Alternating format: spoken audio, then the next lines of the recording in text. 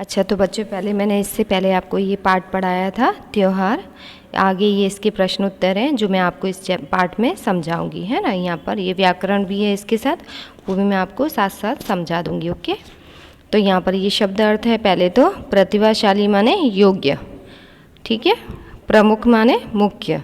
कृषि, कृषि माने खेती। समृद्धि माने संपन्नता, ठीक है। द्वार माने दरवाज़ा। वस्त्र माने कपड़े। फिर आगे है सामूहिक माने समूह। आयोजन माने इंतजाम। प्रतिमा माने मूर्ति। स्वादिष्ट माने मज़ेदार, ठीक है। फिर है विसर्जन माने छोड़ना। हर्षोल्लास माने खुशी के साथ। ओके, तो ये यहाँ पर शब्द अर्थ है।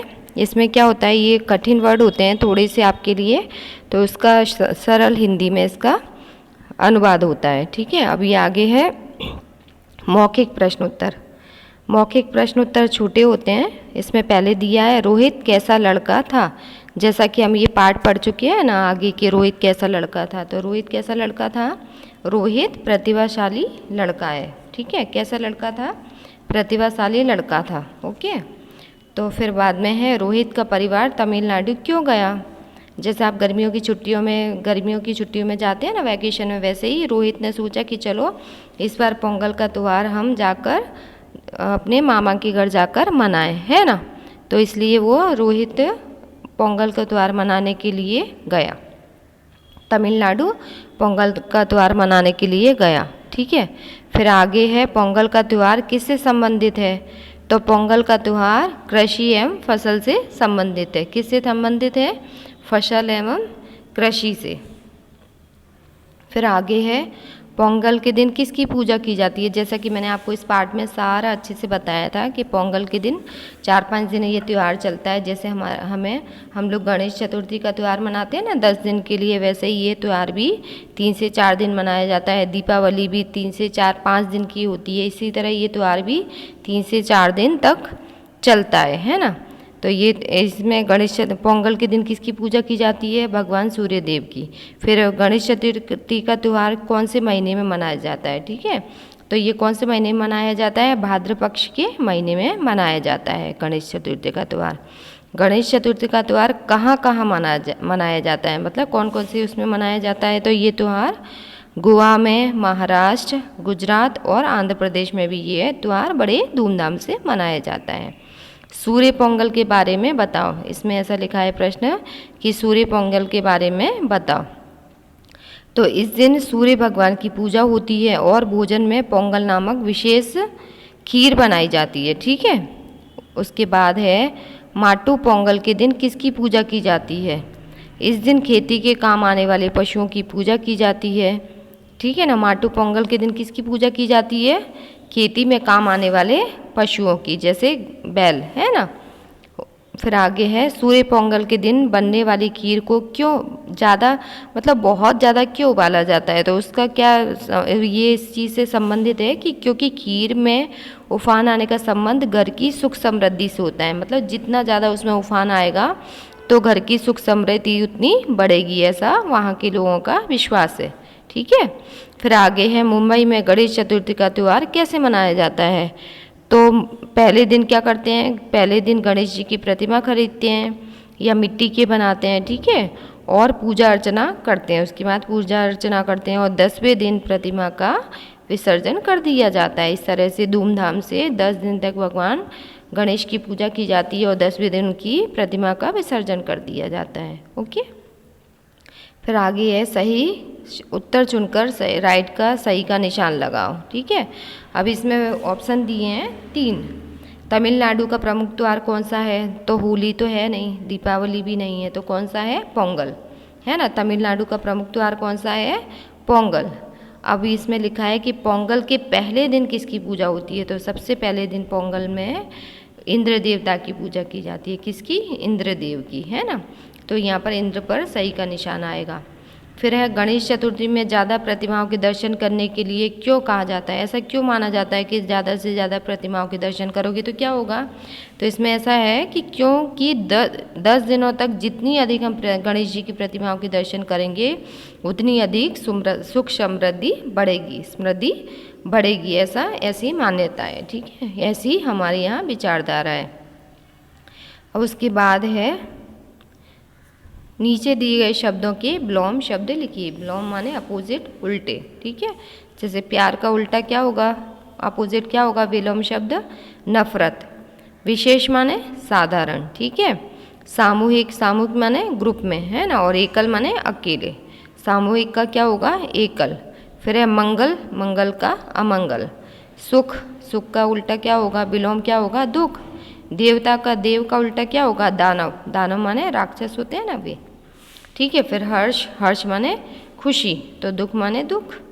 फिर उत्साह का निरुत्साह। ठीक है, फिर आगे है नीचे दिए गए शब्दों के वचन बदलो। ठीक है, इसमें क्या वचन बदलना है। अभी यहाँ पर सिंगल अकेला ही दिया है तो यहाँ बहुवचन में यहाँ पर किया गया है। ठीक है ना, एक वचन में यहाँ दिया है तो यहाँ पर बहुवचन में किया है। तो पहले दिया है महिला। ठीक है, वुमन माने महिला, और वीमन माने महिलाएं। ठीक है, फिर आगे है प्रतिमा का क्या होगा, प्रतिमाएं, है ना। फिर है अध्यापिका का बहुवचन करेंगे तो क्या होगा, अध्यापिकाएं। शुभकामनाएं। खुशियाँ।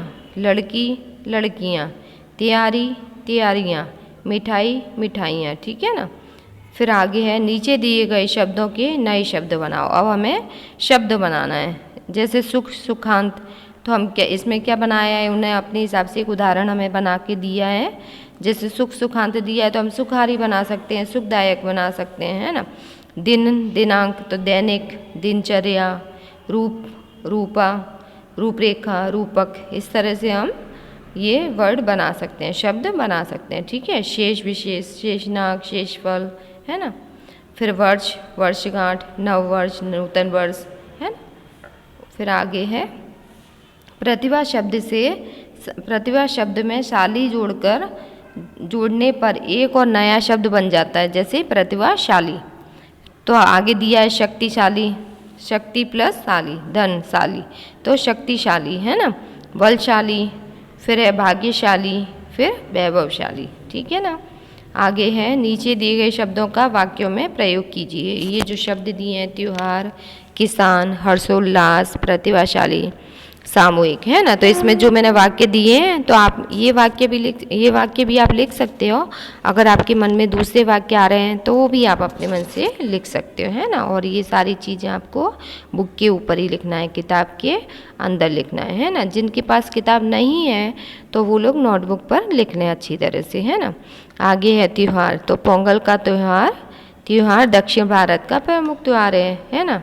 दीपावली ऐसे लिख सकते हैं, दीपावली हिंदुओं का प्रमुख त्यौहार है। ऐसे करके कोई भी वाक्य हम बना सकते हैं। ठीक है, अब ये किसान है तो किसान के ऊपर ये मुझे यहाँ पर ये ध्यान आया कि जय जवान जय किसान, ये कितना अच्छा स्लोगन है ना, नारा है।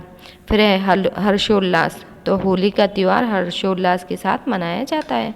प्रतिभाशाली, सीमा प्रतिभाशाली छात्राएं, है ना। सामूहिक, आज मेरे घर में सामूहिक भोजन है, मतलब सबका इकट्ठा, सारे लोग आकर इकट्ठे भोजन करने वाला है, सामूहिक है। फिर है सही स्थान पर की या बड़ी की और की का प्रयोग करना है। ठीक है, तो अभी हमें इसमें ध्यान करना पड़ता है कि कभी कभी ई की मात्रा और ई की मात्रा में बहुत अंतर आता है, इसलिए इसको थोड़ा ध्यान से करना पड़ता है। जैसे चारों ओर पोंगल त्योहार की धूमधाम थी। ठीक है, अध्यापिका ने बताया कि, कितने हम धीरे से जब बोला जाता है तो उसमें ई की मात्रा आती है, और जब उस पर वाक्य पर शब्द पर जोड़ दिया जाता है तो उसमें बड़ी ई की मात्रा आती है, ई की मात्रा आती है। ठीक है ना। तो अध्यापिका ने बताया कि पोंगल 4 प्रकार का होता है। अब आगे है तीसरा वाक्य, इस दिन भगवान सूर्यदेव की पूजा की जाती है, तो इसमें की आएगा। ठीक है, सभी तरफ पोंगल की तैयारियां चल रही थी, तुम बताओ कि, है ना। धीरे से जो हम उस पर जोड़ देते हैं तो क्या आएगा कि तुम बताओ कि मुंबई में कौन सा त्यौहार धूमधाम से मनाते हैं। ठीक है, ओके। अभी ये पूरा पार्ट जो है प्रश्न उत्तर, ये ग्रामर, यहाँ पर व्याकरण, ये ख़त्म हुआ। और आपको अच्छी तरह से ये मैं आपको व्हाट्सएप पे डाल दूँगी प्रश्न उत्तर, और आपको ये बुक में, किताब में लिख लेना है। जिनके पास किताब नहीं है वो नोटबुक में अच्छी राइटिंग में और अच्छी तरह से लिखें, ठीक है ना।